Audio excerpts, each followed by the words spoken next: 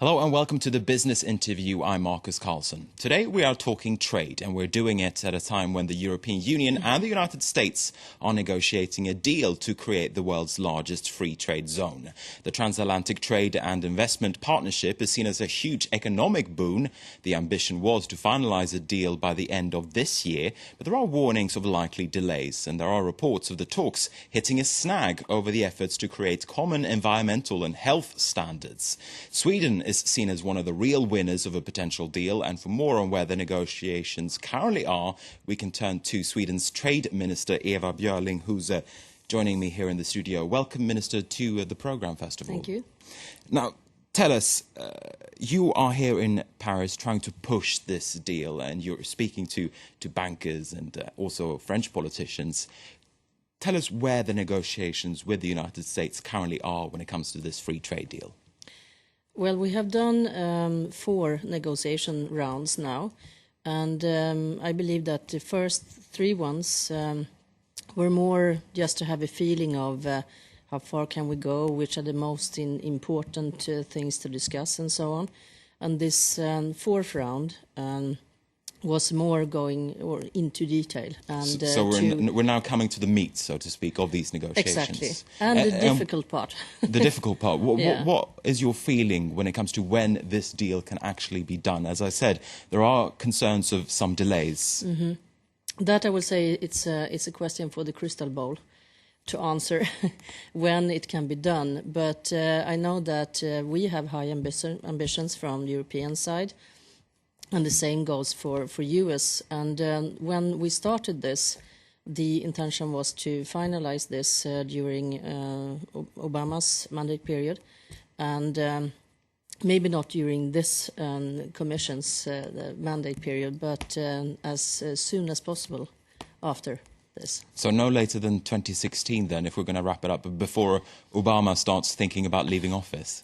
I don't think we should stipulate an exact date, because many things can happen on the way, as it has done before, and it can be delays. But if we are as ambitious as we are now for the moment, and both of us have realized that it is really a win-win situation, then I think that we can finish rather soon, yes. But if we look at the European Union, the countries that are seen to be to be benefiting from a potential deal, it's the UK, Spain, Sweden, and also Ireland. It's not all of the European Union nations, at least not as much as those 4 countries. Do you think there is real determination within the European Union itself to finalize this deal? Is everyone on the same page here in Europe? From my experience, I've been a trade minister now for 7 years. So I've followed this closely since I started in 2007. I must say that I've never seen so much support for free trade negotiation as for this one from all the member states. There's no member state that feel that this is not what we are going to do, completely the opposite. And I believe that, of course, we don't know yet exactly what is going to be included. More than that, we want to have a deep and broad agreement, and we want it also to be done in an innovative way. At that time, when we have finalized, then we know exactly how much each European member state will win. But it's something in it for all, I can say. I mean, is France really in it, though? Because the concern has been that France perhaps is one of the countries that is not on the same page as you are. Last year, France won a concession, for instance, to exclude the cultural sector for these negotiations. What kind of feeling do you get when it comes to how enthusiastic the French are? Well, I believe that France is definitely one of the real winners. And if you think about how much we can win when it comes to the services sector, banking, financing, and so on, and France, with very, I would say, highly technological industry also, and France can win enormous. Mm-hmm. And I think it's important also to remember, why are we doing this? Why is it so important for the moment? Well, we need, both of us, to have more growth and to create more job opportunities. And therefore it's rather natural that two strong economies can join each other. And we have a very good relation already now between EU and US. And why not deepen and broaden them? Some American politicians have been quoted saying that the Europeans or the European Union needs a deal more than the United States does. Do you agree with that? And also, does that mean that the European side is going to have to make more concessions? I believe that both of us need it, both US and the European Union. And we are both of us winners. And so I don't think that we should evaluate. But if we look at the numbers, exactly the European Union economy has most. more to gain than the US economy. 119 billion euros per year versus 90 billion euros per year, according to the European Commission. Depending on which scenario you count with. Because today we don't know how deep it's going to be. We know that we have rather low tariffs for the moment, so that's not the real part where we can win a lot. I think that if we can agree upon regulatory issues, we can agree upon different standards to have mutual recognition, then both of us can be real winners. I wanted to talk about regulatory standards a little bit, because there are concerns, at least in Europe, that some people are worried about having to adapt European standards that they perceive higher than American standards. There's concern that we will have to adapt European standards to American standards. What do you say are those concerns, and how big is that issue if we look at the sticking points? And we have said like this, that we are not going to lower any standards. We are not going to have weaker regulations in any way. But how is that possible? I mean, when you negotiate, don't you have to basically agree on the lowest possible common denominator? Or to agree on the highest. So that's up to the negotiators. But we have said that we should stick on to our values, and that we should still have a good protection for humans, and we should take the environment in consideration all the time.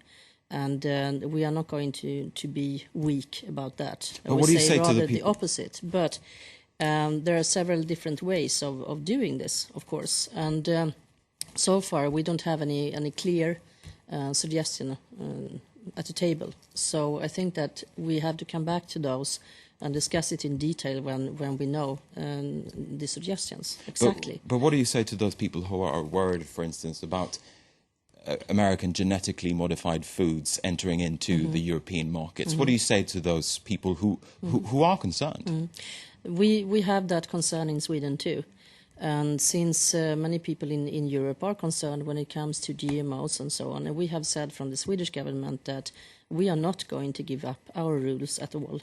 And then I must mention also that from the Swedish government, we have not said a general no to GMOs at all. We have said that we will evaluate this case by case, as we have done also in the European Union, and we will continue with that, of course. So we are not going to allow exactly the same system as US, but still I think that we can agree also upon those things.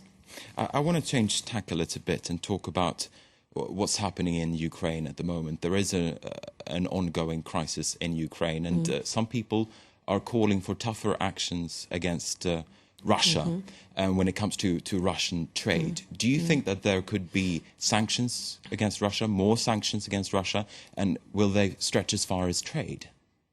Well, I think that like this, that we are a lot of European countries that have trade with Russia.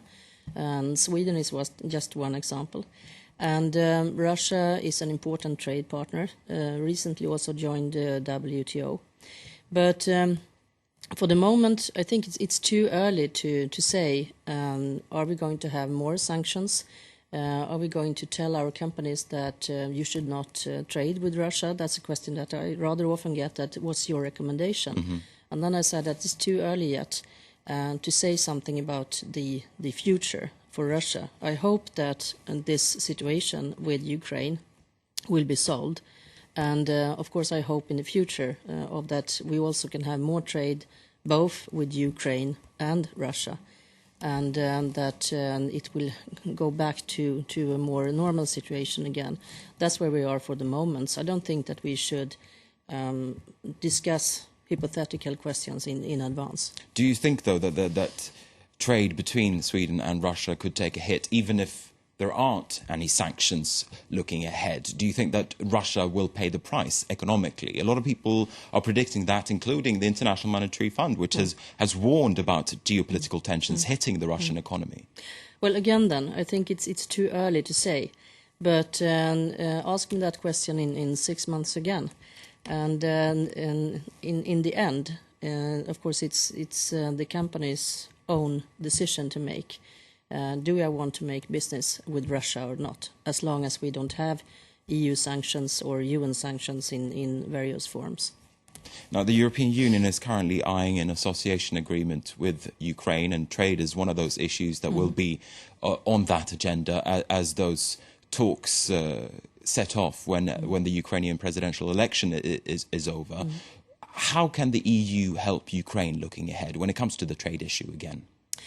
Well, when it comes to the trade issue, of course, we would like to see more free trade between us, to have lower tariffs, to have less bureaucracy, and definitely also less corruption, because that's a huge problem, both in Ukraine and in Russia, which also hampers trade, of course.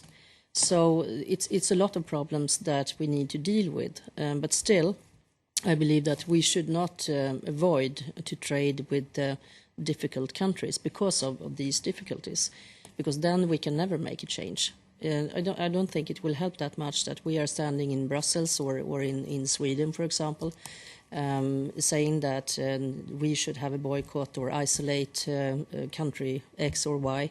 I think that the best thing is still to have trade. With that, we're going to have to wrap up this interview. Eva Björling, thank you very much indeed for taking the time to speak to us here at France 24. Thank you. And with that, we're also going to be wrapping up this program. Thanks for watching France 24, and do stay with us. We have more news coming your way.